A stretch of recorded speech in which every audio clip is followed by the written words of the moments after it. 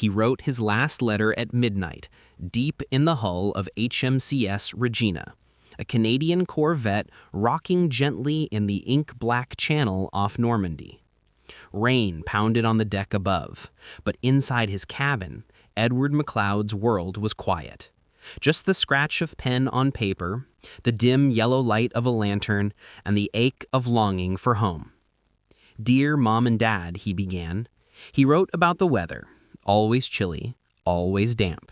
He joked about soggy boots, teased his little brother about the hockey scores, and promised, "Don't worry, I feel lucky this week, and I'll be home soon." There was fear in his heart, but none in the ink. He knew, as every sailor did, that every letter could become a goodbye. He tucked a pressed wildflower from the last time he'd seen Nova Scotia inside the envelope and wrote, "All my love, as always, Ed." 3 days later, it happened. A German U-boat's torpedo found Regina as she raced to help a sinking attack transport. The explosion was instant and deadly. The ship sank in 28 seconds.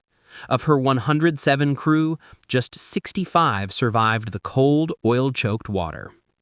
Edward's name appeared in the casualty lists days before the mail from England reached his parents' farm. The last letter arrived wrapped in official stamps, along with a telegram edged in black.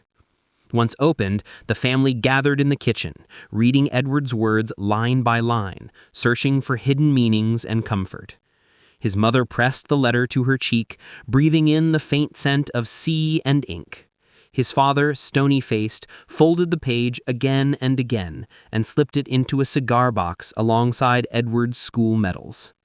During the Battle of the Atlantic, thousands of Canadian sailors sent similar letters, farewells written with hope, received with heartbreak. Families learned to cherish minor details, a sailor's careful handwriting, the news of a warm meal, a joke about Newfie fog. Some letters arrived weeks after their writers were gone. Others never arrived, lost at sea with their authors, a double vanishing. Those who survived the U-boats rarely spoke of the worst nights. The letters that did reach home became talismans, read and reread, passed to children and grandchildren, proof that their loved one was brave, loving, and real. Sometimes families burned the telegrams, but saved the letters, holding on to hope and love longer than the facts of death.